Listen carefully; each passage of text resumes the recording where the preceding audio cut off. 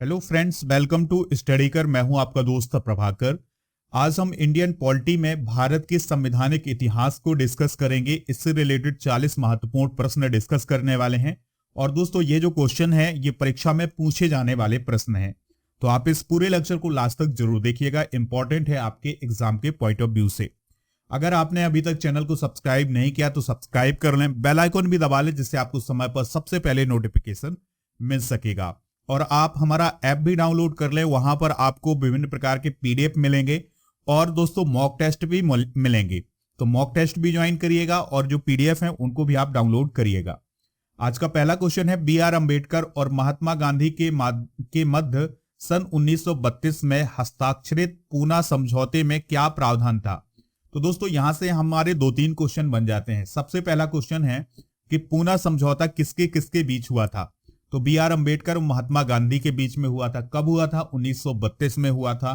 ठीक है। और इसमें क्या प्रावधान किया गया था? तो निम्न वर्ग के लिए आरक्षण सहित संयुक्त निर्वाचन क्षेत्र का प्रावधान किया गया था। अगला क्वेश्चन है, किस अधिनियम के द्वारा भारत के गवर्नर जनरल को अध्यादेश जारी करने की शक्ति प्रदान की गई थी। तो इस क्वेश्चन का राइट आंसर होगा भारतीय परिषद अधिनियम 1861 के तहत। अगला क्वेश्चन है, रेगुलेटिंग एक्ट कब पारित किया गया था। बहुत ही इंपॉर्टेंट क्वेश्चन हो जाएगा एग्जाम के पॉइंट ऑफ व्यू से। एसएससी और पीएससी के एग्जाम में पूछा गया क्वेश्चन है। तो आंसर हो जाएगा इसका 1773 में।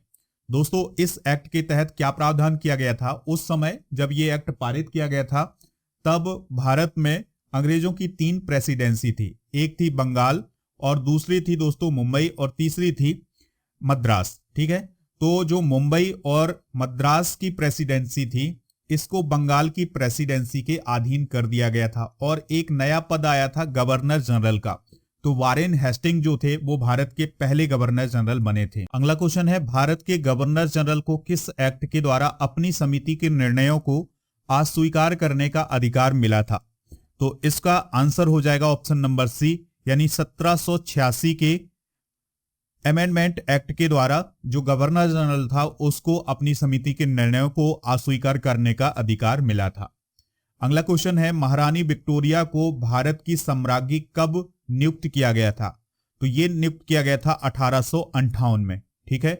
1858 के पहले दोस्तों जो भारत का शासन था वो ईस्ट इंडिया कंपनी के हाथों में था, लेकिन 1858 में जो भारत का शासन था वो सीधे महारानी विक्टोरिया के हाथों में चला गया था।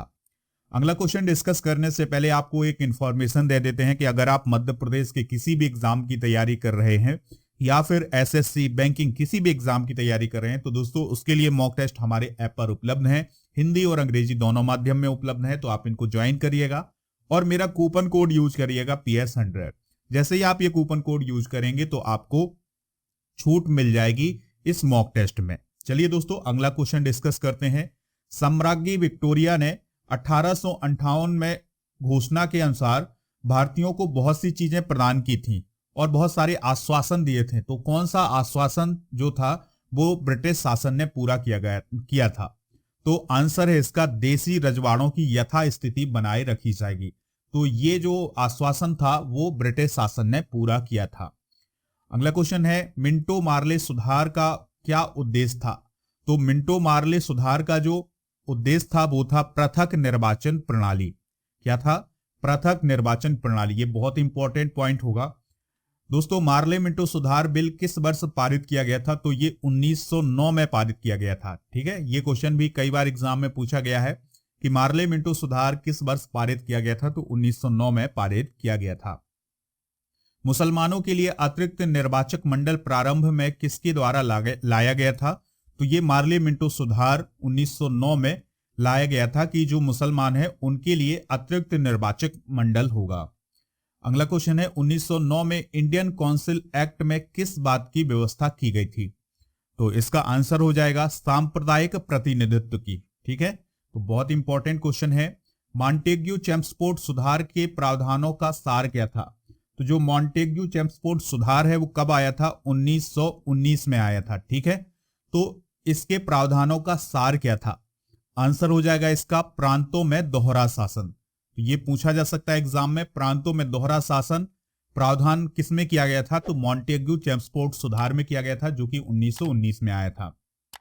अगला क्वेश्चन है 1946 का कैबिनेट मिशन 3 मंत्रियों में गठित किया गया था, कौन इसका सदस्य नहीं था? तो दोस्तों ये 4 ऑप्शन है आपके सामने। तो इसमें जो लॉर्ड एमरी था वो इसका सदस्य नहीं था, बाकी Lord Pethick Lawrence, A B Alexander और सर स्टेफर्ड क्रिप्स जो थे वो 1940 के कैबिनेट मिशन में शामिल थे। तो ये क्वेश्चन बहुत ही इंपॉर्टेंट है क्योंकि इस प्रकार के क्वेश्चन एग्जाम में पूछे जाते हैं। अगला क्वेश्चन है कैबिनेट मिशन योजना के विषय में कौन सा विकल्प सही नहीं है? तो दोस्तों कैबिनेट मिशन योजना के विषय में कौन सा विकल्प सही नहीं है? तो इसका राइट आंसर हो जाएगा पाकिस्तान की स्वीकृति। अगला क्वेश्चन है भारत का संविधान लागू होने तक स्वतंत्रता के पश्चात इसका शासन किसके अंतर्गत चलाया गया?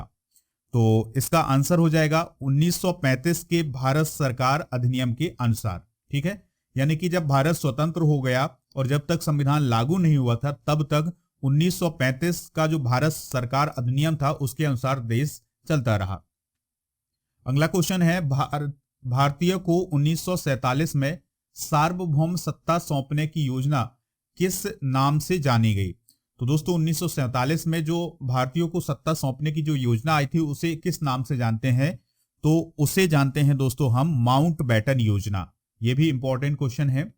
अगला क्वेश्चन है कौन सुमेल नहीं है, यानी कि आपको गलत जोड़ी बतानी है कि कौन सी गलत जोड़ी है।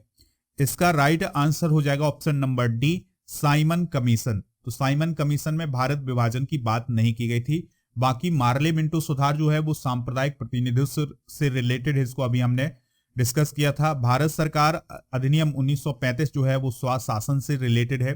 कैबिनेट मिशन संविधान सभा का गठन हुआ था इस कैबिनेट मिशन के तहत। तो इसमें जो गलत जोड़ी हो जाएगी वो हो जाएगी साइमन कमीशन, भारत विभाजन।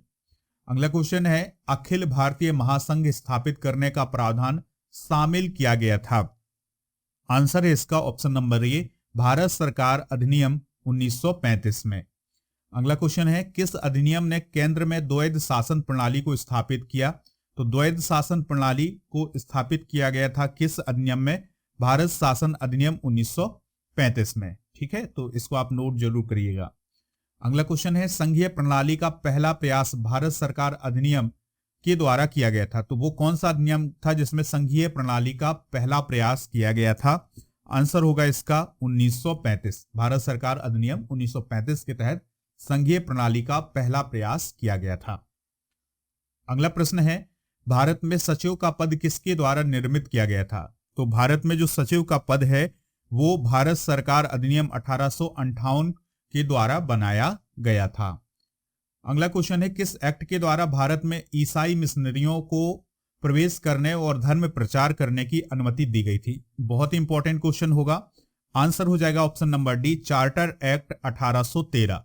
तो जो चार्टर एक्ट 1813 था उसमें भारत में ईसाई जो मिशनरी थी उनको प्रवेश करने और उनके धर्म के प्रचार की अनुमति दी गई थी। अगला क्वेश्चन है किस अधिनियम के तहत ईस्ट इंडिया कंपनी के शासन हेतु पहली बार लिखित संविधान प्रस्तुत किया गया? आंसर हो जाएगा इसका option number c, regulating act 1773। अगला क्वेश्चन है 1935 के अधिनियम के बारे में असत्य कथन है, तो इसका आंसर हो जाएगा 1935 में संघीय न्यायालय की स्थापना। बाकी दोस्तों जो पहला कथन है नेहरू जी के द्वारा कहा गया था। तो 1935 अधिनियम के बारे में यह कहा गया था यह अनेक ब्रेकों वाला इंजन रहित गाड़ी के समान है। जिन्ना ने इसको कहा था पूर्णतया सड़ा हुआ और मूल रूप से बुरा बताया था इस अधिनियम को। एटली ने इसे अविश्वास का प्रतीक बताया था। तो इसका जो राइट आंसर हो जाएगा वो होगा जाएगा ऑप्शन नंबर बी, 1935 में संघीय न्यायालय की स्थापना। अगला क्वेश्चन है महिलाओं को वोट देने का अधिकार पहली बार किस अधिनियम में दिया गया? तो इस क्वेश्चन का जो राइट आंसर होगा वो होगा ऑप्शन नंबर सी, यानी 1919 में। अगला क्वेश्चन है भारत के प्रथम वायसराय कौन थे? तो उनका नाम था लॉर्ड कैनिंग। अगला क्वेश्चन है कंपनी के व्यापारिक अधिकार समाप्त कर केवल राजनीतिक कार्य करने थे, यह किस एक्ट का प्रावधान था? तो दोस्तों इसका राइट आंसर हो जाएगा 1833 के अधिनियम का। अगला क्वेश्चन है किस अधिनियम में भारत को ब्रिटिश अधिकृत भारत कहा गया है? तो ये कहा गया है 1884 के पिट्स इंडिया एक्ट में। अगला क्वेश्चन है, किस अधिनियम की प्रमुख विशेषता प्रांतीय स्वायत्तता थी?